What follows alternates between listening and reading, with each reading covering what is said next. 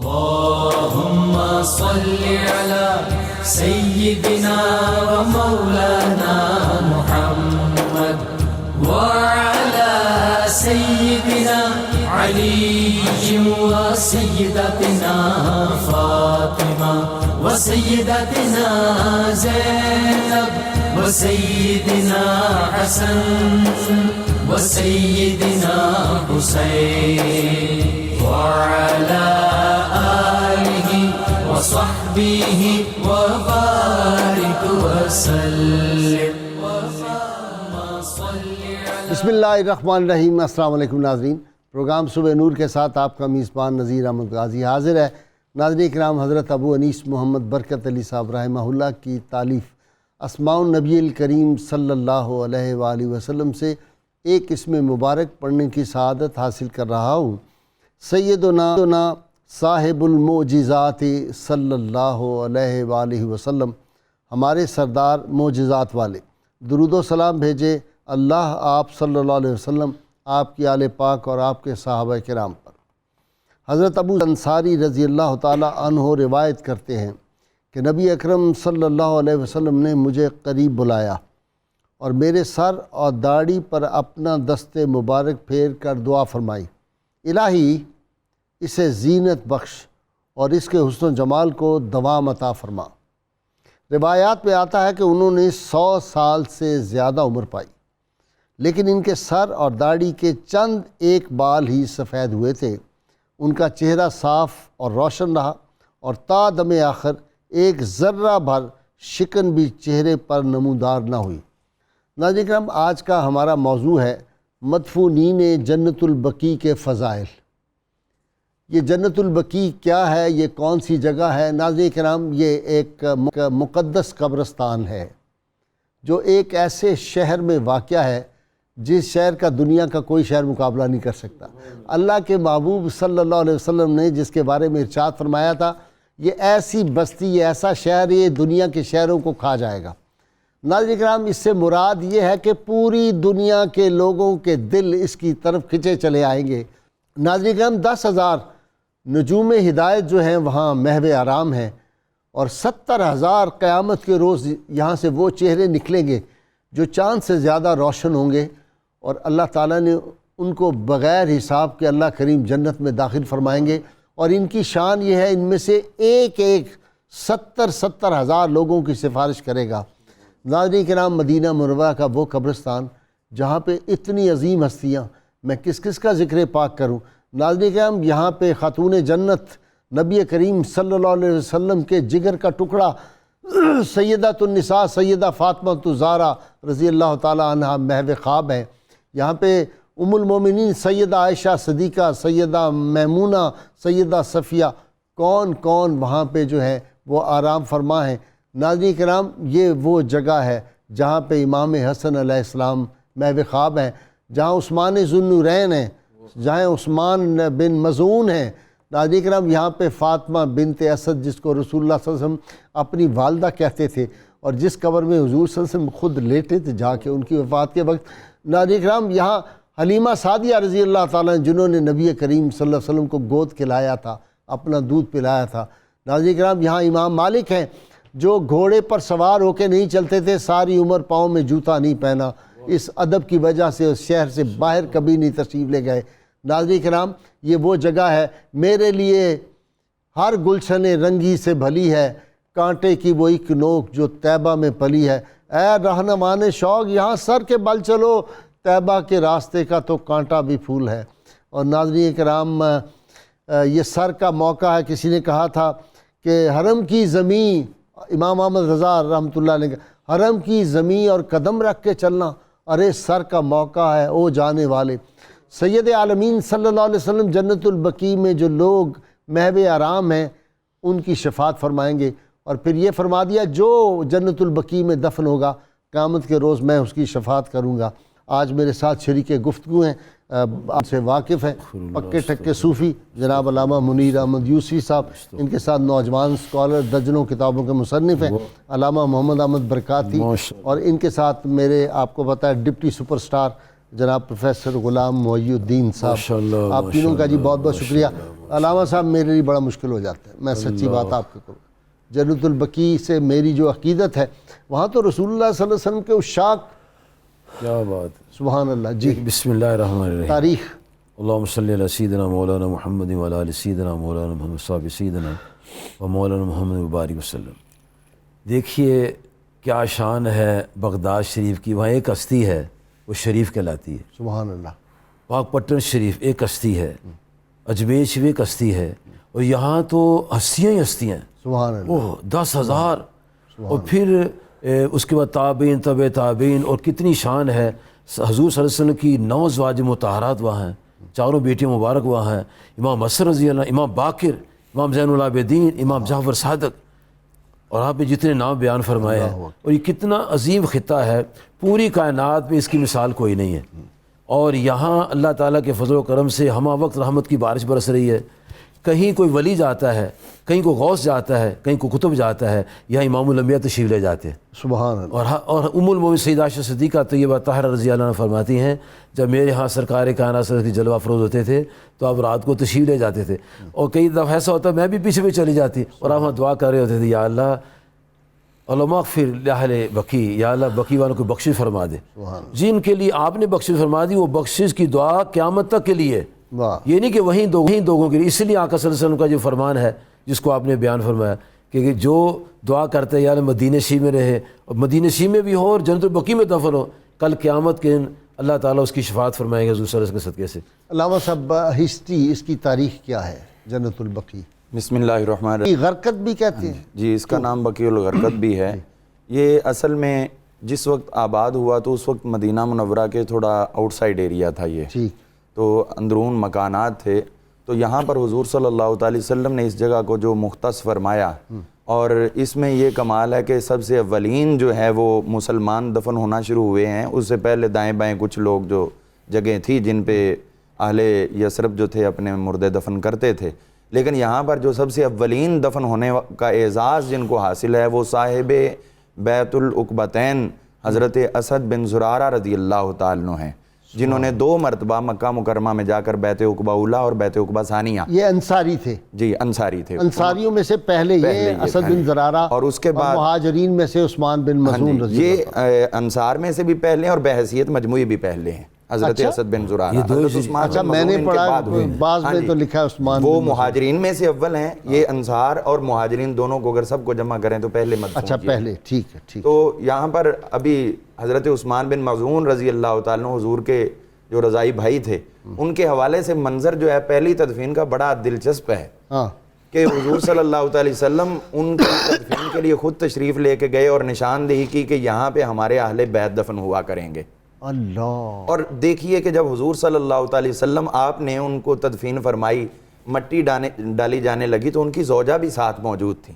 تو جب مٹی ڈالی جا رہی تھی تو وہ کہنے لگی ہنی اللہ کا یا ابا صاحبہ بالجنہ. ابو صاحب ان کی کنیت تھی، ابو صاحب آپ کو جنت کی مبارک ہو. تو حضور صلی اللہ تعالی وسلم نے ان کی بیوی کو فرمایا تم نے جنتی ہونے کی بشارت کیوں دی ہے؟ تو وہ اپنے خاوند کے روز و شب جانتی تھیں. عرض کیا حضور یہ قائم اللیل تھے اور صائم النہار تھے. ایک بیوی اپنے خاوند کو جتنا جانتی ہے اتنا اور کوئی نہیں جان سکتا. یہ سب سے زیادہ میری نظر میں نیکیاں کرنے والے اور اس بات کے حقدار تھے کہ جنتی ہونے کی بشارت دی جاتی. تو حضور صلی اللہ تعالی وسلم ارشاد فرماتے ہیں لو قلت کانا یحب اللہ و رسولہ بحسبک، تجھے یہی کافی تھا کاش تو مجھے یہ جواب دیتی کہ جنتی ہونے کی بشارت اس لیے ہے کہ یہ اللہ اور اس کے رسول سے محبت کیا کرتے. تو اللہ اور اس کے رسول صلی اللہ تعالی وسلم سے محبت یہ جنتی ہونے کی بشارت ہے. جنت البقیع تو اعلیٰ مقام ہے، دنیا میں کہیں بھی آدمی دفن ہو جائے اور اس کی یہ پہچان ہو کہ یہ عاشق رسول ہے. تیری مٹی وہی کی ہے مظہر، تجھ سے آتی ہے بو مدینے کی. سبحان اللہ سبحان اللہ. تو یہ مدینہ منورہ کی ہم کہتے ہیں کہ وہاں سے خاک شفا ایک چٹکی لے آؤ، جس کے پاس ہوتی ہے وہ محفوظ رکھتا ہے. تو جو اس مٹی کے اندر دفن ہے، اور ایک مرتبہ نہیں، حضور صلی اللہ علیہ وسلم بار بار وہاں جاتے ہیں. اور یہ بھی اس قبرستان کو اعزاز حاصل ہے کہ اس کے اندر حضور صلی اللہ تعالی وسلم نے کئی تدفینیں ایسی ہیں کہ ان کی قبروں کے اوپر جا کر آپ نے نماز جنازہ ادا فرمائی. پھر حضرت عثمان بن مظعون کے جب دفن کر چکے تو آپ صلی اللہ علیہ وسلم نے صحابی سے ارشاد فرمایا کہ ایک پتھر لے آؤ نشانی کے طور پہ لگائیں گے. تو وہ گئے تو انہوں نے کہا یا رسول اللہ یہ تو بڑا بھاری ہے, مجھ سے نہیں اٹھایا جاتا. تو آپ صلی اللہ علیہ وسلم خود تشریف لے گئے اور یوں کر کے قمیض مبارک اوپر کی, اور صحابہ کہتے ہیں کونیوں تک ایسے لگا جیسے چاندی ہوتی ہے, اس طرح سفید تھی آپ کی کونی مبارک اور یہ حصہ بازو کا. تو آپ اٹھا کے لائے, بھاری پتھر کافی تھا وہ, تو لا کے نصب کیا تاکہ آپ نے فرمایا یہ نشانی رہے. تو یہ جو پتھر لگائے جاتے ہیں, یہ جو قبروں کی نشانی لگائی جاتی ہے, یہ تو بالکل جائز ہے. اچھا جی, پروفیسر غلام محی الدین حافظ مظہر الدین بڑے عاشق رسول تھے. انہوں نے کہا تھا کہ یوں تو طیبہ کا ہر لمحہ بھی ہے عطا, جس کی سرشاریوں پر دو عالم فدا, لیکن اس کے مقدر کا کیا پوچھنا جو ہمیشہ نبی کے نگر میں رہے. واہ واہ غائی صاحب, مدینہ طیبہ کا ذرہ ذرہ اس کی عظمتوں کو فرشتے سلام کرتے ہیں, اور خاص طور پہ یہ جو جنت البقیع ہے, اس کے حوالے سے نبی اکرم صلی اللہ علیہ وسلم آپ نے اس کی حیثیت کو خود متعین فرمایا. آپ نے ارشاد فرمایا یبعث اللہ منہا 70,000.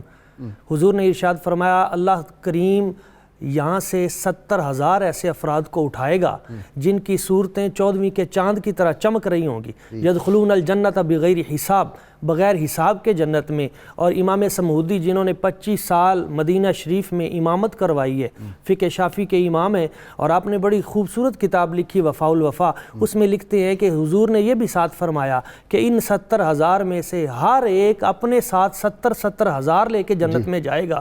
اور پھر کریم آقا صلی اللہ علیہ وسلم حضور نے ارشاد فرمایا یہاں کا کمال اور یہاں کی خصوصیت یہ ہے کہ انا اول من تنشق عنہ الارض.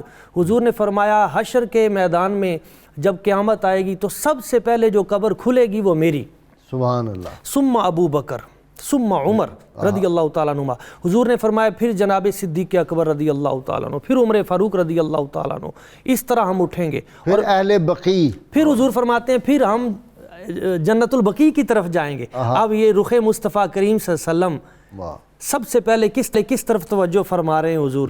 جنت البقیع میں. حضور فرماتے ہیں سارے جنت البقیع کے جتنے بھی مدفونین ہیں وہ میرے ساتھ اکٹھے ہو جائیں گے. یحشرون معی, سارے میرے ارد گرد اکٹھے ہو جائیں گے. اور جب جمع ہو جائیں گے تو پھر اہل مکہ ان کو اکٹھا کیا جائے گا. جنت المالا کے جو ہوں گے, جنت المالا کے. تو یہ خصوصیت دیکھیے کہ سب سے پہلے حشر میں جب لوگ اٹھیں گے تو ان کی نگاہ دنیا میں آخرت میں وہ جو دیکھیں گے جلوہ تو وہ حضور کریم آقا صلی اللہ علیہ وسلم آپ کی ذات ببرکات کا. حضرت مصعب بن عمیر بڑی خوبصورت بات کرتے ہیں جنت البقیع کے حوالے سے. آپ کہتے ہیں ابن راسل جالوت وہ مجھے ملا جو اہل کتاب کا بہت بڑا, حضرت مصعب بن زبیر. آپ کہتے ہیں کہ وہ مجھے ملا تو وہ دیکھ کے کہنے لگا کہ یہی وہ جگہ ہے, یہی وہ جگہ ہے. تو میں نے پوچھا کہ تم کیا بات کر رہے ہو, جنت البقیع کو دیکھ کے کہہ رہے ہو یہی وہ جگہ ہے, تو کیا مطلب اس کا؟ تو اس نے کہا ہم اپنی تورات میں پڑھتے ہیں کہ ایک قبرستان ہوگا جہاں سے 70,000 اللہ تعالیٰ نورانی چہرے حشر کے میدان میں اٹھائے گا, وہ یہی وہ مقام ہے جنت البقیع. اچھا جی, اپنا علامہ صاحب نبی کریم صلی اللہ علیہ وسلم کے والد گرامی سیدنا عبداللہ بھی تو وہیں ہیں. جی, ان کی تاریخ اس طرح ہے کہ بنات رسول بھی ساری وہاں پہ ہیں. ان کی تاریخ اس طرح ہے کہ یہ جنت البقیع پہلے قریب تھا. اچھا, جب وسعت ہوئی ہے وہ عجیب منظر ہوا کہ جب وسعت ہونے لگی تو کھودی کی جگہ تو سرکار کائنات صلی اللہ علیہ وسلم کے والد گرامی کا جسم تو بالکل صحیح سالم تھا. 14 صدیاں بعد. جی 14 صدی, یہ 1978 کی بات ہے. اور کپڑے بھی ویسے کے ویسے تھے. 6-7 اور صحابہ تھے. پھر وہاں سے جنت البقیع ان کو منتقل فرمایا گیا. اور حضور صلی اللہ علیہ وسلم کی شان جن کے بطن پاک, جن کے جسم پاک کا حصہ حضور پاک صلی اللہ علیہ وسلم ہے, ان کے جسم کو مٹی نہیں کھا سکی, اور وہ آج تک دنیا میں زندہ استے ہیں. اور پھر اللہ تعالیٰ کی ذات پاک نے یہ دکھا دیا ہے. نہیں جی, ان کو کیسے مٹی کھائے گی؟ نور نبوت جن کی پیشانی میں رہا, سید عالمین صلی اللہ علیہ وسلم جس کپڑے کو ہاتھ لگا دے اس کو آگ نہیں چھو سکتی. اور یہ ان لوگوں کو عبرتناک جواب ہے, عقل آنی چاہیے کہ سرکار کائنات صلی اللہ علیہ وسلم کے بارے, والدین کے بارے میں جو منفی گفتگو کرتے ہیں. حضرت ابراہیم علیہ السلام نے دعا فرمائی تھی کہ یا اللہ ربنا وابعث فیہم رسول منہم, ان میں سے میری اولاد میں سے, اور آپ کی ساری ذریت پاک ہے. آدم علیہ السلام سے لے کر سب پاک ہے, مومن ہے, اور ان کے جسم پاک, اور ان کے اللہ تعالیٰ کی حفاظت کیسی فرمائی ہے. اور پھر آپ کے شہزادے وہاں ہیں ابراہیم, سبحان اللہ, ابراہیم بن رسول اللہ وہاں موجود ہیں. اور حضور صلی اللہ علیہ وسلم جعفر طیار بھی وہیں ہیں. جیسا مفتی صاحب نے فرمایا نا کہ سب سے پہلے حضرت مہاجرین میں سب سے پہلے حضرت عثمان مظعون, اور ان کے بعد دوسرے نمبر پر ابراہیم وہاں دفن ہوئے. اچھا نمبر 2 بالکل ٹھیک ہے. دوسرے نمبر پر آئے ہیں. اور پھر حضور صلی اللہ علیہ وسلم کی صاحبزادی بھی تو 2 ہجری میں ہی جو سیدنا عثمان ذوالنورین کی جی تھی. حضرت رقیہ رضی اللہ تعالیٰ عنہ. اور یہ وہاں مزارات بنے ہوئے تھے, گنبد بنے ہوئے تھے, اور باقاعدہ ان کی فوٹو موجود ہے گنبدوں کی بنی ہوئی. اچھا ایک بات وفاء الوفا میں یہ بھی ہے کہ یہ جو ہے لا اقسم بہذا البلد, اس سے مراد مکہ مکرمہ بھی ہے اور مدینہ منورہ بھی ہے. جی دونوں ہی. یہ لکھا ہے علامہ نے. ہاں جی, اس کے اندر یہ موجود ہے کہ وہ جب طوفان نوح آیا تھا تو وہاں سے مٹی جو ہے مکہ مکرمہ سے وہ طوفان میں چل کے مدینہ منورہ میں آئی, جو حضور صلی اللہ علیہ وسلم کا جسم مقدس جس سے تیار ہوا تھا. تو وہ مٹی جب اس کے لیے انتخاب اس پاکیزہ جگہ کا ہوا ہے اللہ تعالیٰ کی اس امانت خاص کا, تو پھر وہاں پر جو تدفین ہو جائے تو کیا کہنے. حضرت سیدنا عبداللہ بن مسعود رضی اللہ عنہ, حضرت سعد بن ابی وقاص رضی اللہ تعالیٰ عنہ. اب آپ یہ اندازہ فرمائیں کہ حضرت سعد بن ابی وقاص رضی اللہ عنہ فتح مکہ پر حضور کے ساتھ گئے مکہ مکرمہ, وہاں جا کے بیمار ہو گئے. تو حضور صلی اللہ علیہ وسلم تیمارداری کے لیے تشریف لے کے آئے, تو حضرت سعد بن ابی وقاص رضی اللہ تعالیٰ عنہ رو رہے تھے. تو حضور صلی اللہ تعالیٰ علیہ وسلم ارشاد فرماتے, سعد کیا ہوا, ڈر گئے ہو موت سے.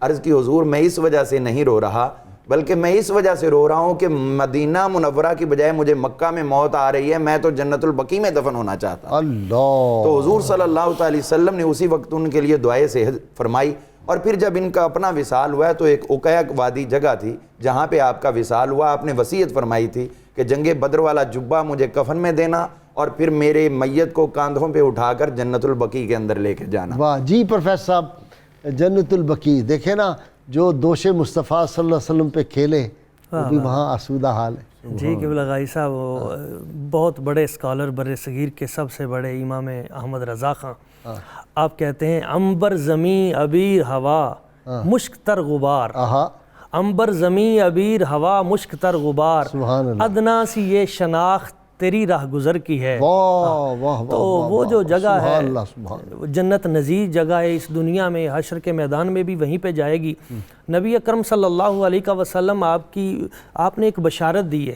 حضور نے ارشاد فرمایا کہ من جاء فی المدینہ, جو بھی مدینہ طیبہ میں آیا, ومات فیہا, یہاں پہ آ کے وہ دنیا سے رخصت ہو گیا, ودفن بالبقیع, اور پھر یہاں پہ وہ دفن کر دیا گیا, کنت لہو شفیعا و شہیدا. حضور نے فرمایا اس کی شفاعت بھی میرے ذمے ہے اور حشر کے میدان میں اس کی گواہی وہ بھی میرے ذمے ہے. تو یہ دونوں چیزیں, یہ خوش قسمتی ہے. ہمارے محدث اعظم مولانا سردار احمد صاحب فیصل آباد سے, آپ وہاں پہ گئے تو حضور کی بارگاہ میں تو روتے رہے. پھر جنت البقیع میں گئے اور انہوں نے اپنے ناخن اتارے اور بال اور ایک مٹی کے نیچے رکھ کے حضور کی بارگاہ میں آ گئے اور عرض کیا, یا رسول اللہ, یا حبیب اللہ, میری موت تو نہ آ سکی, اب واپسی کا سفر ہے, تو آپ کا فرمان ہے کہ جو بھی یہاں پہ دفن ہوگا نا میں اس کی شفاعت کروں گا. تو حضور یہ اتنا سا میرے جسم کا ٹکڑا یہاں پہ موجود ہے, آپ اتنے سے بھی لا دیں گے تو میری بگڑی بن جائے گی. جی علامہ گزارش یہ ہے کہ یہ بات لوگوں تک پہنچنی چاہیے کہ یہ جو اوپر گنبد شریف بنتے ہیں یا لوگ اس کو برا سمجھتے ہیں, بات بناتے ہیں, پوری تاریخ اس بات کی گواہ ہے کہ جب نبی صلی اللہ علیہ وسلم کا روضہ مبارک بنا تو وہ مکان کے اندر بنا ہے. جی مکان گرایا نہیں گیا. اس کا مطلب مکان کے اندر قبر کا ہونا یہ شریعت کے خلاف نہیں ہے, شرعاً جائز ہے. اگر ناجائز ہوتا تو صحابہ کرنا پہلے اس مکان کو گراتے. جی درست. اچھا, دوسری بات یہ ہے کہ یہ جو وہاں گنبد بنے تھے ان میں حضرت عباس رضی اللہ جو گنبد شریف بنا ہے اس میں سیدہ فاطمہ رضی اللہ عنہ کا بھی جسمیت مبارک ہے, اور 3 جو بیٹیاں آپ کی رقیہ بی بی, ام کلثوم رضی اللہ عنہ بی, ان کا علیحدہ ہے. حضور صلی اللہ علیہ وسلم کے تمام شہزادے, آپ کی شہزادیاں اور تمام صحابہ کرام اس کی شفاعت کے لیے بھی ہیں.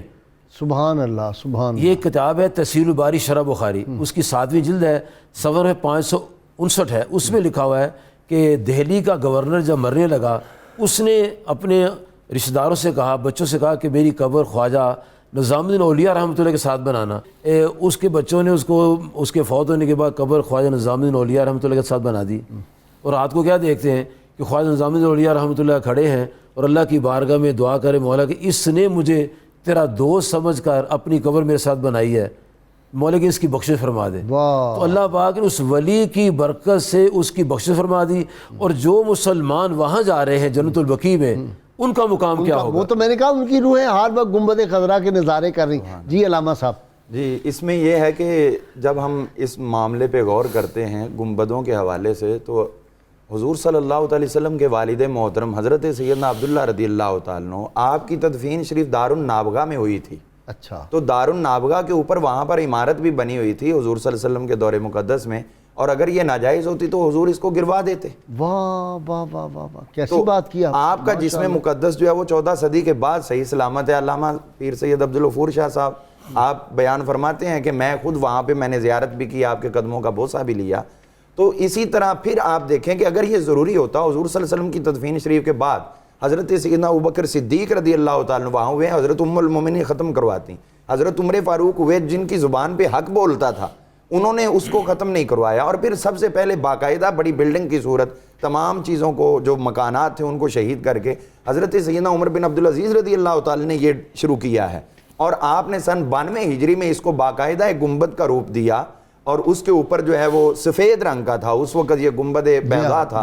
تو یہ انہوں نے بنوایا. اور اس کے بعد پھر بلکہ علامہ قسطلانی رحمۃ اللہ تعالی علیہ جن کو سبھی لوگ مانتے ہیں، انہوں نے تو اپنے وصال سے پہلے اپنا گنبد خود تیار کروایا ہوا تھا. اللہ، علامہ قسطلانی نے اپنا مزار خود تیار کروا لیا تھا. اب اتنا بڑا شارع حدیث ہو، اتنا بڑا مفکر ہو اور سیرت نگار ہو، اور دنیا آج تک اس کو مانتی ہے، لیکن یہ نہیں دیکھتی کہ ان کا کردار کہ اگر یہ ہیں، ان کے پاس گنجائش تھی تو انہوں نے یہ کام کیا ہے، اگر نہ ہوتی تو قطعاً بھی وہ اپنے وصال کے بعد تو اپنے لیے گناہ کمانے کے لیے تیار نہ ہوتے. تو اس لیے جن لوگوں کی یہ سوچ ہے، ایک بھی روایت پورے ذخیرہ حدیث میں ایک بھی روایت ایسی نہیں ہے، اور میں پورے ببانگ دوہل کہہ رہا ہوں، کہ جس میں حضور صلی اللہ علیہ وسلم کا فرمان عالی شان ہو یا کسی اور کا ہو، کسی کبار صحابہ میں سے تابعین میں سے، کہ قبروں کے اوپر بلڈنگ جو ہے وہ بنانی حرام ہے، ناجائز ہے، ان کو ختم کرو. پروفیسر صاحب، جو بندہ مومن کی قبر ہے اس کا تو احترام کا حکم ہے. نبی کرم صلی اللہ علیہ وسلم حضور بار بار ان کے احترام کا، جنازے کے احترام کا،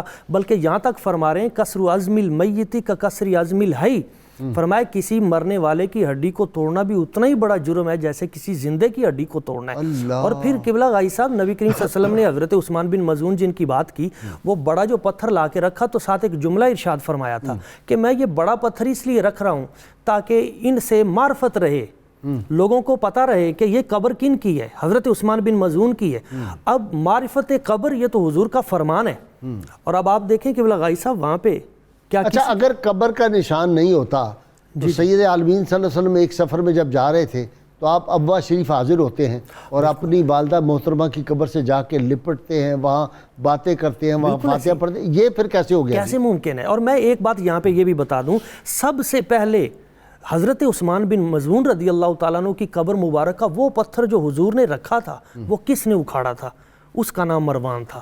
اس نے وہ پتھر اکھاڑا، وفاء الوفا میں ہے، جذب القلوب میں ہے، وہ اکھاڑا تو صحابہ کرام وہاں پہ کھڑے ہو گئے تابعین، اور انہوں نے کہا یہ تو وہ پتھر ہے جو نبی کریم صلی اللہ علیہ وسلم آپ نے خود اپنے دستے مبارک سے لگایا ہے. تو اس نے کہا نہیں، میں ان کی قبر کا یہ جو نشان ہے نا، میں چاہتا ہوں کہ یہ نظر نہ آئے.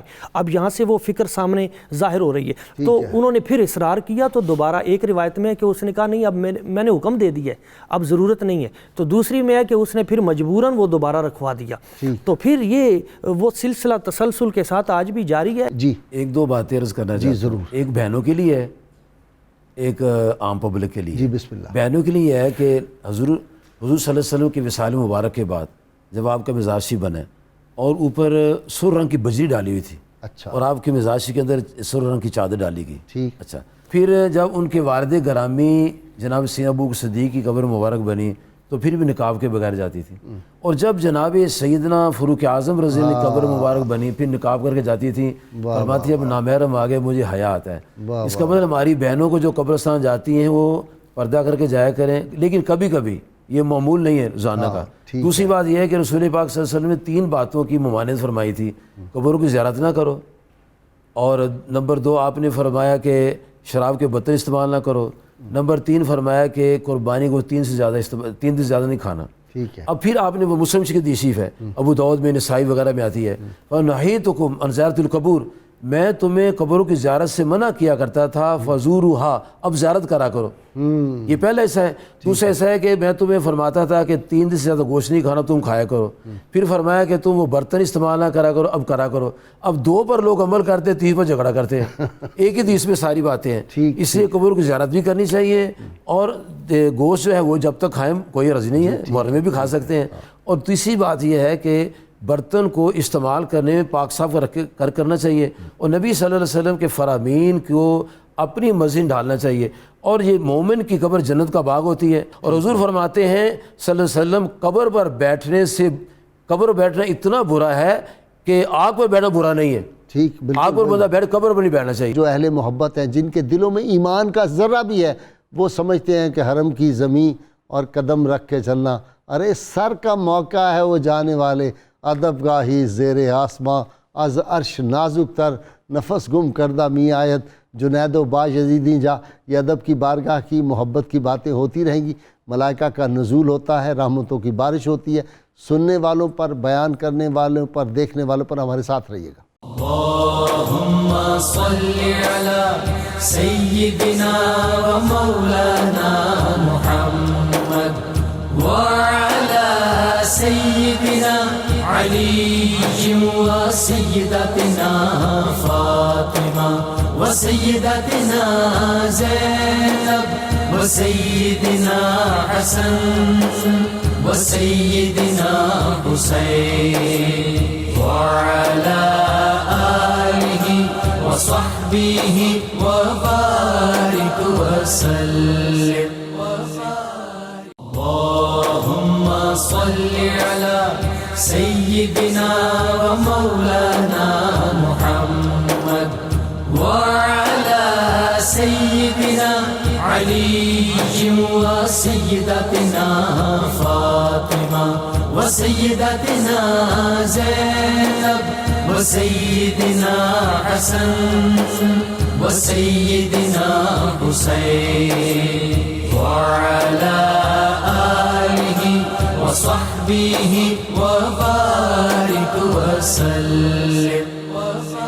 اللهم صل على سيدنا۔ ویلکم بیک ناظرین کرام، سید عالمین صلی اللہ علیہ وسلم ایک صحابی تھے حضرت جلیبیب رضی اللہ تعالیٰ عنہ، جن کے جو سینہ عطر پہ رسول اللہ صلی اللہ علیہ وسلم نے اپنا دست اقدس رکھا تھا، اور ان کے لیے دعا فرمائی تھی کہ یا اللہ اس کو جو برے خیالات آتے ہیں اس کے ذہن میں، اس سے اس کا سینہ صاف کر دے، اس کا ذہن صاف کر دے۔ پھر رسول اللہ صلی اللہ علیہ وسلم نے خود ان کو قبر انور میں ان کی اترے، ان کی نماز جنازہ پڑھائی، اور آپ صلی اللہ علیہ وسلم نے پھر ان کے لیے، ان کو اللہ تعالیٰ نے بہت بڑے مقامات عطا کیے تھے۔ اس طرح کے کئی صحابہ ہیں جن کی قبور میں آپ صلی اللہ علیہ وسلم خود اترے۔ جی، ہمارے پیارے نبی علیہ السلام جب مدینہ منورہ تشریف لائے، اس وقت حالات یہ تھے کہ 3 قبرستان تھے یہودیوں کے، اور باقی جو قبائل تھے، بنی سلمہ، بنی ظفر، بنی سعدہ، ان کے اپنے اپنے قبرستان تھے۔ جی، اور نبی کریم صلی اللہ علیہ وسلم کی خواہش تھی کہ ایسا قبرستان یہاں ہو جس میں صرف مسلمان ہوں۔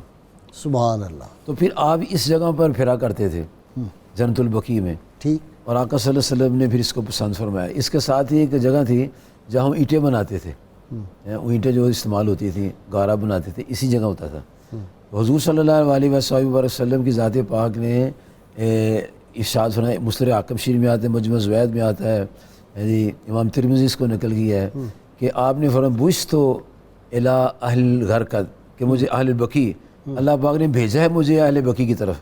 واہ۔ اور پھر آپ صلی اللہ علیہ وسلم کی ذات پاک نے فرمایا کہ قد امرت ان استغفر لاہل ھذا البقیع، مجھے حکم دیا گیا میں اہل بقیع کی دعا کروں۔ سبحان اللہ، سبحان اللہ۔ آقا کریم صلی اللہ علیہ وسلم کی جو دعائیں ہیں وہ سارے بقیع والوں کے لیے ہیں، واہ، اور یہ وہ قطع زمین ہے جس سے کائنات میں کوئی زمین کا حصہ نہیں ہے۔ سبحان اللہ۔ حضور نبی کریم صلی اللہ علیہ وسلم کے ماننے والے، چاہنے والے جی جتنی تمنا کرتے ہیں، خواہش رکھتے ہیں کہ ہمیں وہاں جگہ مل جائے، اللہ تبارک جس سے پسند فرماتے ہیں اس کو جگہ دیتے ہیں۔ اور وہ وقت کیسا تھا کہ ام المومنین سیدہ عائشہ صدیقہ طیبہ طاہرہ عفیفہ رضی اللہ تعالیٰ عنہ کے پاس حضرت فاروق اعظم رضی اللہ عنہ نے گزارش کی کہ میرے وصال کے بعد مجھے روضہ مبارک میں جگہ مل جائے تو میں خوش نصیب ہوں گا۔ تو آپ نے ارادہ تو میرا تھا کہ میرا روضہ یہاں بنے، لیکن آپ نے کہا ہے، لیکن فاروق اعظم کی شان کمال ہے، انہوں نے کہا یار دیکھو ابھی میں کرسی پر ہوں، ہو سکتا ہے آپ نے اس لیے محبت سے کہہ دیا ہو چلو بنا لیں، جب میرا وصال ہو جائے، شہید ہو جاؤں تو پھر دوبارہ پوچھنا۔ عبداللہ بن عمر کو وصیت کی، وصیت کہ جانا اور پوچھنا ام المومنین تو سے۔ پھر وہ حاضر خدمت ہوئے، تو آپ نے فرمایا میں پہلے کہہ چکی ہوں ابھی نہیں کا روزہ وہاں بنے گا۔ واہ واہ۔ اور فرمایا کہ جس وقت خدمت میں ان کی ابو بکر و عمر عثمان و علی، اس وقت رسول اکرم کے دربار کا عالم کیا ہوگا۔ حضور صلی اللہ علیہ وسلم کی ظاہری حیات میں جو لوگ وہاں پہ دفن ہوئے، خود وہ ہستیاں ہیں جن کو نبی کریم صلی اللہ علیہ وسلم خود قبر میں اتارا، جن کے لیے دعا کی، جن کے جنازہ پڑھا آپ نے، اور آپ کے بعد بھی مدینہ کی۔ بسم اللہ الرحمن الرحیم۔ غازی صاحب، یہ تو آپ سمجھتے ہیں کہ آقا کریم صلی اللہ علیہ وسلم کی خواہش تھی اس جگہ کو قبرستان بنانے کی، اللہ نے حکم دیا کہ اس کو قبرستان بناؤ۔ اچھا، حضور نے باقاعدہ فرمایا کہ مجھے اللہ نے حکم دیا کہ اس جگہ کو قبرستان بنایا جائے۔ واہ واہ واہ، یہ اللہ کی سلیکٹڈ بالکل جگہ اللہ ہے۔ پاک کی طرف سے یہ سلیکشن ہوئی ساری جگہ کی۔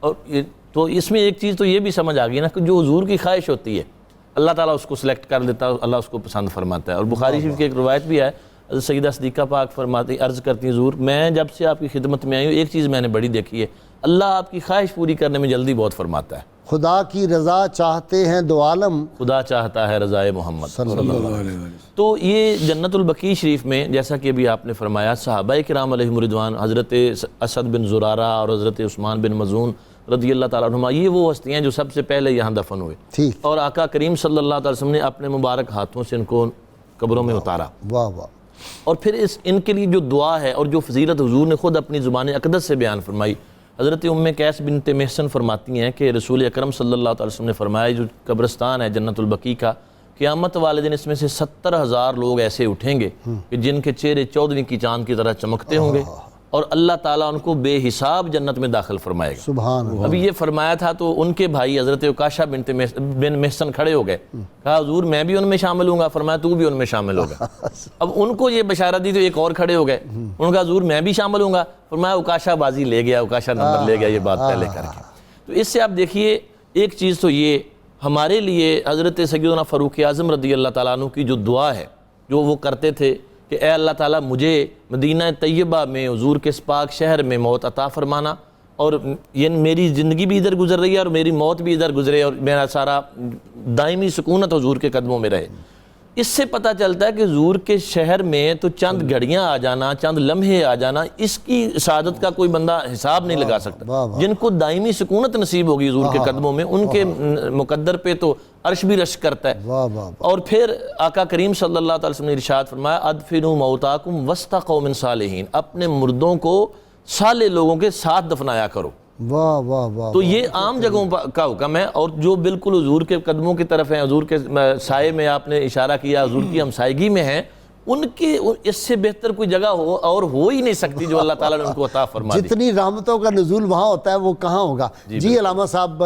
یقیناً اس مقدس، محترم اور مکرم قبرستان جنت البقیع شریف کے اندر جو مدفونین ہیں وہ کائنات کے اندر رشک ملائک بھی ہیں، رشک انسان بھی ہیں، ہر قسم کی خوبیاں اور خوش بختیاں ان کا ہمیشہ کے لیے مقدر بن گئی۔ سبحان اللہ۔ سرکار دو عالم صلی اللہ علیہ وسلم آپ جس جگہ پہ روضہ مقدسہ کے اندر آرام فرما ہے، لوکیشن ایسی ہے کہ حضور صلی اللہ علیہ وسلم کے قدمین شریفین ادھر ہیں، سبحان اللہ۔ تو ہمیشہ کے لیے آپ کے قدموں کی طرف ان کو جگہ ملی ہے، اور اس سے بڑھ کے اور کیا چاہیے۔ اور یقیناً اس مقدس بقیع شریف کے اندر وہی مدفون ہو سکتے ہیں جن کو محبت مصطفیٰ حاصل ہے، اور ایک روایت کے اندر آتا ہے کہ اس کے اندر جو کوئی حضور کی محبت کے بغیر دفن ہوگا اس کو 40 دن کے اندر اندر فرشتے یہاں سے باہر منتقل کر دیں گے، وہ یہاں رہ ہی نہیں سکتا، اور پھر جو دور لوگ ہوں گے حضور کے محبین ان کو ادھر منتقل کیا جائے گا۔ تیری مٹی وہی کی ہے مظہر،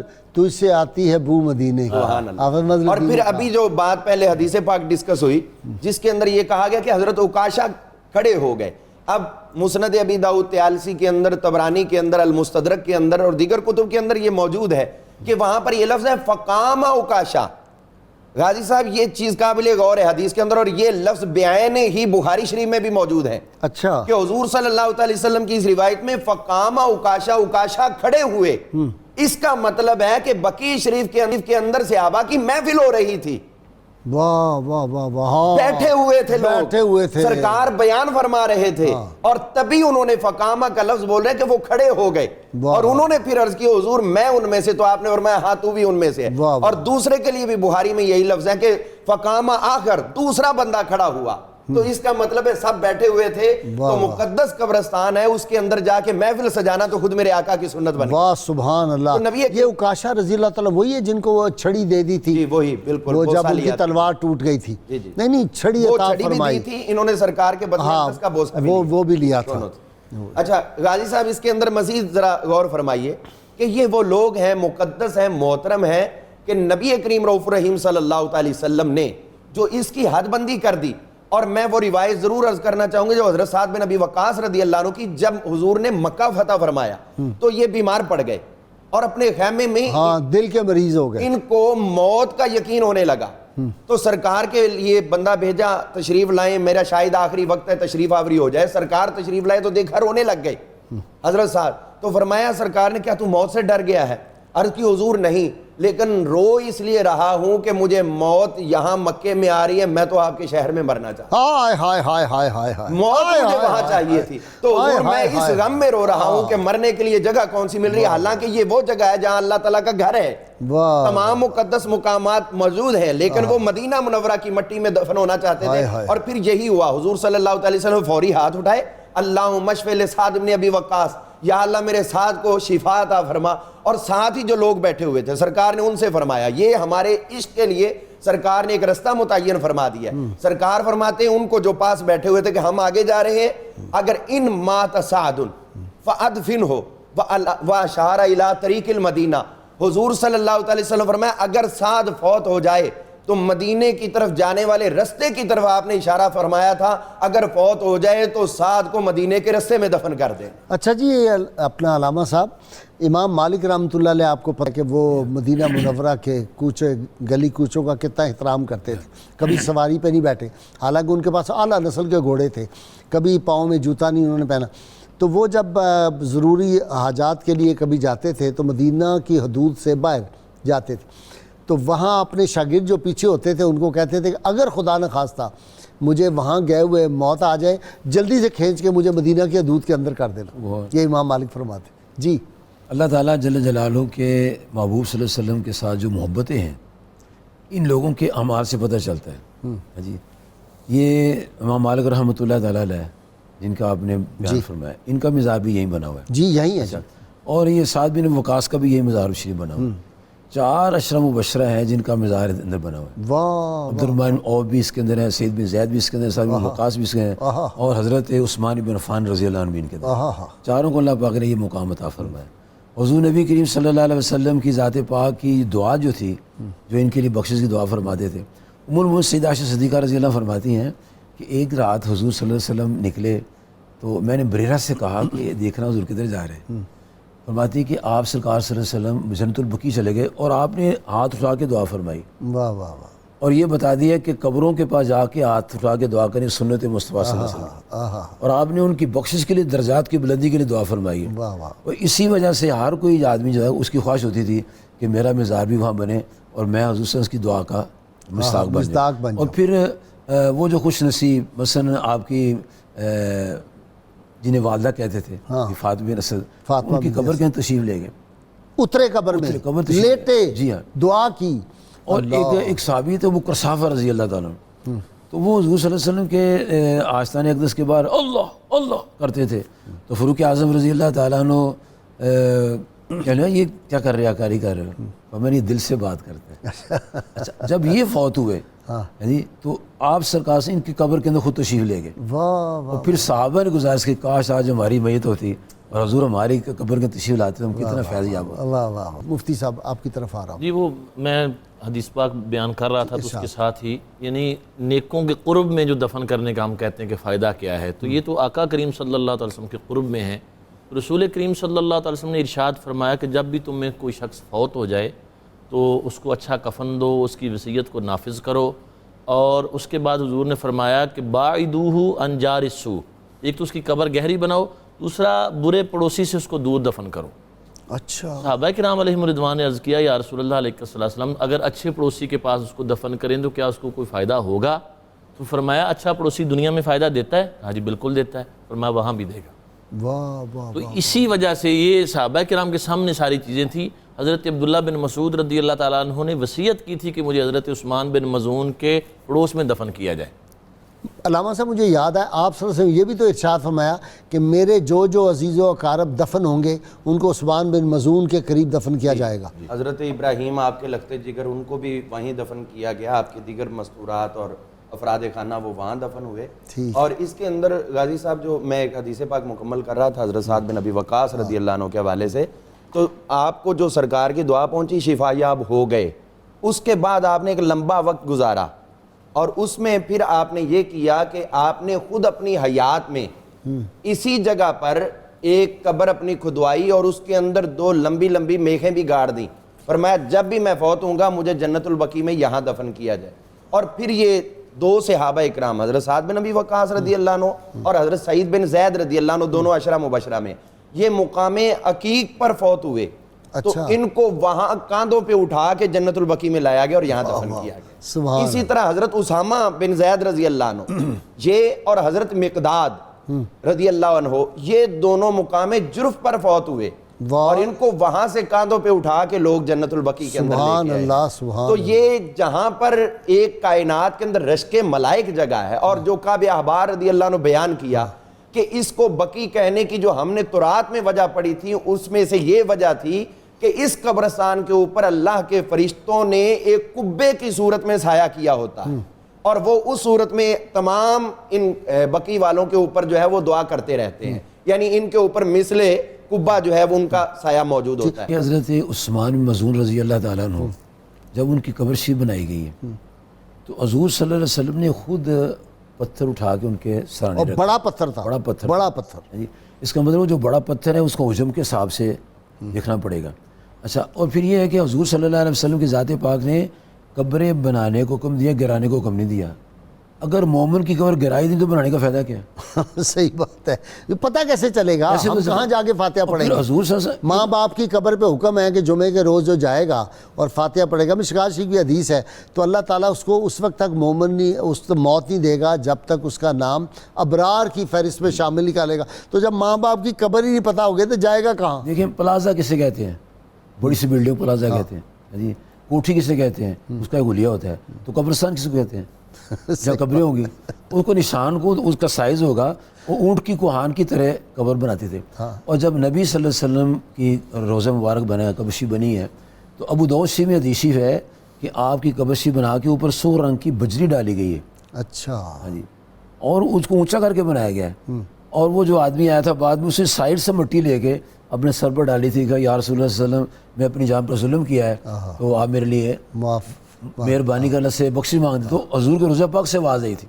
تو ایک نشان ہوگا تو وہاں آدمی جائے گا نا. ٹھیک, بالکل. اور پھر یہ دیکھیں کہ قبرستان میں جب اب جاتے ہیں تو کہتے ہیں السلام علیکم یا اہل القبور. حضور پاک خود فرمایا السلام علیکم یا اہل بقیع. اچھا, اب لیکن جس کی قبر موجود ہے, نام اس کا یاد ہے, قبر بھی نشان بھی موجود ہے, اس کو ایسے کر کے نہیں سلام کریں گے, اس کو نام لے کے سلام کریں گے. جیسے داتا صاحب جاتے ہیں السلام داتا صاحب, والد کے میں جائیں السلام یا ابھی کہیں گے. اب ان جو سارا کچھ وہاں خرابی کر دی گئی ہے اس وجہ سے امتیاز ختم ہو گیا, تقدس ختم ہو گیا, تقدس پامال ہو گیا. اور پھر حدیث میں آتا ہے کہ مومن کی قبر جنت کا باغ ہے اور وہ جنت کا گھر ہے, مکان ہے باقاعدہ, اندر اوڑھنے بچھونے جنت کے ہیں. تو کسی کا مکان گرانا شرافت ہے یہ. جی اس بارے میں سب سے پہلی بات تو یہ ہے کہ جہاں خود سرکار دو عالم صلی اللہ تعالی وسلم کی تدفین شریف ہوئی روضہ مقدسہ کے اندر, تو یہ پہلے حجرہ تھا. اب جب سرکار کی تدفین شریف ہوئی ہے اس وقت صحابہ اکرام ہزاروں کی تعداد میں موجود تھے, لاکھ کے قریب تو کم از کم یہ کوئی شک نہیں. اب سوال یہ ہے کہ کیا جو آپ کے قبر انور کے اوپر بلڈنگ تھی کیا صحابہ نے وہ گرائی؟ واہ, اگر وہ قائم رہی اور دور صدیقی میں بھی رہی, دور فاروقی میں بھی رہی اور آخر تک وہ قائم رہی, تو اس کا مطلب ہے کہ کسی قبر انور کے اوپر کوئی مزار یا عمارت ہے اس کو گرانا اسلام کے اندر کہیں بھی تصور نہیں ہے. ایک بھی ضعیف سے ضعیف روایت بھی نہیں ہے کہ اوپر مزار بناؤ تو اس کو گرا دو. اس میں آپ یہ غور فرمائیں کہ یہ بنایا کیوں؟ سرکار دو عالم صلی اللہ علیہ وسلم سفر میں جہاں تشریف لے کے جاتے تھے تو وہاں پر آپ کے لیے جو خیمہ لگایا جاتا تھا وہ گنبد کی طرح ہوتا تھا. اچھا یہ آپ کے لیے اسپیشل ہوتا تھا سب سے ہٹ کے. صحابہ عزتاً تقریباً یہ اہتمام کرتے تھے تاکہ آپ ممتاز نظر آئیں. اور حضرت عمر بن عبدالعزیز نے یہی چیز اختیار کی کہ سرکار دو عالم علیہ السلام آپ کی تربت اطہر سب سے ممتاز نظر آئے. پھر آپ یہ دیکھیے کیا بخاری شریف کے اندر یہ روایت موجود نہیں ہے کہ حضرت امام حسن بن علی، حضرت مولا علی کے پوتے حضرت امام حسن کے لخت جگر، ان کی زوجہ نے مسلسل 1 سال تک ان کی قبر انور کے اوپر خیمہ لگا کے رکھا. اچھا. اور خیمہ کیوں لگایا؟ اپنے لیے تو نہیں لگایا تھا، لوگ آتے تھے وہاں پہ پڑھائی کرتے تھے. پھر آپ دیکھیے حضرت ابو سعید خدری رضی اللہ عنہ صحابی رسول اسی جنت البقیع شریف میں دفن ہے، ان کی قبر انور کے اوپر بھی خیمہ لگایا گیا. یہ تمام چیزیں ہمیں اس طرف لے کے جاتی ہیں کہ مزارات جو ہیں یہ بذات خود اس صاحب مزار کے لیے ہم نہیں کہتے کہ عزت کا باعث ہے، لیکن جو لوگ آتے ہیں ان کے دلوں میں ان کی عزت بڑھانے کا سبب ضرور بن. 10 سال تک تو میرے آقا کریم علیہ السلام مسلسل جاتے رہے ہیں شہدائے احد کے مزارات پر. اور پھر فرمایا وہ جواب دیں گے قیامت تک، جو ان کو جا کے سلام کرے گا بالکل شہدائے احد، اس کا جواب دیں گے قیامت تک. اور تو جواب کیسے دیں گے جب وہ ختم کر دیا، پتہ ہی نہیں کون کہاں پہ ہے تو کس کو سلام بلائیں گے کس طرح. تو ان کا مسلسل 10 سال جانا. اور مصنف عبدالرزاق کے اندر امام بخاری کے دادا استاد نے جو روایت دی ہے کہ حضرت ابوبکر صدیق، عمر فاروق، حضرت عثمان غنی رضی اللہ تعالیٰ عنہم باقاعدہ سرکاری طور پر اپنے دور حکومت میں ان دنوں میں جب سرکار جاتے تھے راس الحول، آپ ابتدائی محرم شریف میں شہدائے احد کے مزارات ان پہ حاضری دیتے تھے. غازی صاحب اگر ان قبور کے وجود موجود تھے تو پھر جاتے تھے. سیدہ فاطمہ سلام اللہ علیہ ہر جمعے کو حاضری دیتی تھی. اور امام غزالی نے لکھا ہے کہ جو اہل مدینہ ان کے لیے مستحب عمل ہے کہ پہلے سب سے سرکار دو عالم علیہ السلام کے حاضری دیں اور اس کے بعد جنت البقیع میں حاضری دیں اور یہ ہر روز معمول کریں. یہ انہوں نے استحبابی مسئلہ لکھا. اچھا جی. اسی طرح ہم اگر دیکھتے ہیں نبی پاک علیہ السلام کے جو فتوح الشام کے اندر امام واقدی نے بیان کیا ہے کہ جو حضرت خالد بن ولید رضی اللہ عنہ اور دیگر جرنیل جتنے بھی تھے وہ جب بھی کسی قاصد کو بھیجا کرتے تھے مدینہ منورہ کی طرف تو اس وقت اس کو یہ کہتے تھے کہ سب سے پہلے حضور علیہ السلام کے مزار پر انوار پہ جانا اور ہمارا سلام عرض کرنا. کہ موسیٰ امرسری آپ نے سنا رحمۃ اللہ علیہ. کیا بات ہے. ہائے ہائے ہائے کیا. ایک دن ہمارے بزرگ بابا نگینہ صاحب ان کے پاس تشریف لائے. کہنے بابا 2 سوال ہیں میرے. ایک تو یہ ہے کہ یہ بزرگوں کے مزارات کیوں بنتے ہیں، دوسرے یہ ہے کہ کیا مزار بنانا چاہیے کہ نہیں بنانا چاہیے. 2 سوال، بڑا سادہ سا جواب دیا انہوں نے. آپ فرمانے کہ اگر مزار کے اوپر عمارت ناجائز ہوتی تو سب سے پہلے سرکار دو عالم سے حجرہ مبارک گرایا جاتا، پھر مزار بنایا جاتا. ایک. نمبر 2 فرمایا کہ جب بزرگوں کے مزار پر جاتے ہیں کیفیت اور ہوتی ہے، قبرستان جاتے ہیں کیفیت اور ہوتی ہے. پھر جب قبرستان جاؤ تو موت یاد آتی ہے، اور جب بزرگوں کے مزار پر جاؤ تو زندگی گزارنے کا طریقہ یاد آتا ہے. یہ زندگی گزاری ہے، کیا شان ان کی ہے. اور اس ایسی شان والی زندگی گزارنے والوں کے مقامات بنتے ہیں اور اللہ تعالیٰ کی ذات پاک نے یہ محفوظ رکھے ہوئے ہیں. اعلیٰ حضرت نے نا جی ایک بزرگ کا واقعہ لکھا ہے ملفوظہ شریف میں. وہ فرماتے ہیں کہ کوئی بندہ تھا، اس کی قبر کھل گئی تو وہ حاضر ہوئے، ان کا دیکھا تو اس کی جو نتنے تھے وہاں گلاب کے پھول رکھے ہوئے تھے قبر کے اندر اور ٹہنیاں تھی گلاب کی. انہوں نے اس جگہ سے اس کو اٹھا کے کسی اور جگہ پہ دفن کر دیا. پھر قبر کھلی تو دیکھا کہ 2 سانپ وہاں بیٹھے ہوئے ہیں. وہ بزرگ کے پاس گیا کہ یہ کیا معاملہ ہے، وہاں تھا تو پھول تھے، یہاں ہے تو سانپ ہے. اس نے کہا کہ وہاں اس کا جو پڑوسی تھا وہ اللہ کا ولی تھا، اس کے قرب کی یہ تھے سانپ ہی، لیکن وہ اللہ کے ولی کے قرب کی وجہ سے وہ پھول بن جاتے تھے وہاں. تو یہ ابھی بابا جی نے جو بات کی یہ حقیقت ہے کہ جو نبی پاک صلی اللہ علیہ وسلم نے جب خود فرمایا کہ برے ہمسائے کی تکلیف پہنچتی ہے میت کو اور اچھے ہمسائے کا فائدہ ہوتا ہے. تو جن کی ہمسائیگی سرکار کے ساتھ ہے میں کہتا ہوں ان سے خوش نصیب بندہ ہی کوئی نہیں ہو سکتا. ابھی آپ نے یہ بات فرمائی ہے کہ سب سے پہلے قیامت کے دن رسول پاک صلی اللہ علیہ وسلم کے روضہ مبارک سے تشریف لائیں گے، اس کے ساتھ ابوبکر صدیق اور فاروق اعظم تشریف لائیں گے، اور جب وہ جنت البقیع سے نکل رہے ہوں گے تو پتہ لگا یہ ان کی قبریں ہیں. فرشتے اس کو گواہ ہو گئے کہ یہ فلاں سے فلاں نکلا، فلاں سے فلاں نکلا. ہو سکتا ہم بھی اس وقت موجود ہو، ہم جب جہاں جائیں گے دیکھیں یہ فلاں کی قبر ہے. ان کا فیض جو ہے نا جی وہ فتح الباری کے اندر علامہ ابن حجر اسقلانی رحمۃ اللہ علیہ نے وضاحت کی ہے کہ جو سرکار دو عالم صلی اللہ علیہ وسلم نے فرمایا تھا کہ جنت البقیع سے 70,000 لوگ جو ہے وہ نکلیں گے کہ ان کے چہرے 14ویں کے چاند کی طرح چمکتے ہوں گے. تو وہ آگے لکھتے ہیں کہ پھر سرکار نے یہ فرمایا تھا کہ ان میں سے ہر ایک بندے کے بدلے 70,000 لوگوں کی بغیر حساب کے مغفرت ہوگی. اب غازی صاحب سوچنے کا یہ مقام ہے کہ جب میرے آقا فرما رہے تھے تو اس وقت جنت البقیع کے اندر لوگ دفن ہی کتنے تھے؟ بالکل ٹھیک ہے. بالکل قلیل مقدار تھی، لیکن حضور نے تو 70,000 پہلے کاؤنٹنگ دے دی، اور اس کے بعد پھر باقی 70,000 ایک ایک کے بدلے میں. تو اس کا مطلب ہے کہ جنت البقیع کے مدفونین کا فیض پوری دنیا کے مسلمانوں میں تقسیم ہوگا، سبحان اللہ. اور ان میں سے ہر ایک کے بدلے میں 70,000 کی مغفرت ہوگی. اور حضرت عبداللہ بن جعفر رضی اللہ عنہ زندگی میں کتنے سخی تھے، مال و دولت نثار کیا کرتے تھے. زینب کے شوہر سیدہ زینب محمد کے والد محترم. اب علامہ سمہودی نے وفاء الوفا میں ایک حدیث بیان کی اور پھر ایک سوال کا جواب بھی لکھا. انہوں نے یہ روایت بیان فرمائی کہ لوگوں کا معمول رہا ہے کہ جس نے بھی اپنی حاجات کی دعا کرنی ہو وہ جنت البقیع میں آ کر حضرت عبداللہ رضی اللہ عنہ بن جعفر ان کی قبر انور کے پاس آئے، حاجت کی دعا کرے تو اللہ تعالیٰ فوراً قبول کر لیتا ہے. انہوں نے کہا یہ کیسے آپ بات کہہ رہے ہیں؟ انہوں نے کہا عبداللہ بن جعفر زندگی میں لوگوں کی حاجات کو پورا کیا کرتے تھے، اب اللہ تعالیٰ قیامت تک ان کی برکتیں لوٹا رہا ہے. اور پھر ایک شخص نے یہ سوال کر دیا، انہوں نے کہا جی میں نے تو یہ سنا ہے کہ ان کو تو ابوا میں دفن کیا گیا ہے. آپ نے بڑا پیارا جواب دیا. آپ فرماتے ہیں کہ تو سمجھ کہ جنت البقیع میں دفن کیا گیا ہے، تو سمجھ ابوا میں، جہاں بھی سمجھتا عبداللہ بن جعفر کی قبر سمجھ کے دعا کر تجھے فیض نصیب ہو. واہ واہ واہ واہ. تو یہ وہ ہستیاں ہیں. اسی لیے امام رضا کا کہتے ہیں نا کہ وہ زندگی میں بہت سخی تھے، اور اب بھی جو مشہد میں جاتا ہے ان کے مزار مبارک پہ جو دعا مانگے ان کے تصدق ان کے وسیلے سے اللہ تعالیٰ قبول کرتا ہے. بہت شکریہ علامہ صاحب آپ کا، مفتی صاحب آپ کا بھی، علامہ آپ کا شکریہ. ناظرین کرام، کتاب الشفا سے نسخے کا وقت ہو گیا. دل کی سختی دور کرنے کا یہ وظیفہ ہے. جو شخص روزانہ ہر نماز کے بعد 100 مرتبہ یا رحمانوں کا ورد کرے گا اس کے دل سے ہر قسم کی سختی اور غفلت دور ہو جاتی ہے. یہ ہے کم از کم 11 مرتبہ کوئی درود پاک جو آپ کو آتا ہو وہ ضرور پڑھیں. سیدنا علی المرتضیٰ شیر خدا فاتح خیبر والد حسنین کریمین فرماتے ہیں اللہ تعالیٰ کی رضامندی اس کی اطاعت سے وابستہ اور اس کی فرما برداری پر موقوف ہے. اللہ کریم سے دعا ہے اللہ تعالیٰ ہمیں حضور رحمت عالمین صلی اللہ علیہ وسلم کی غیر مشروط محبت اور لا محدود وفاداری نصیب فرمائے.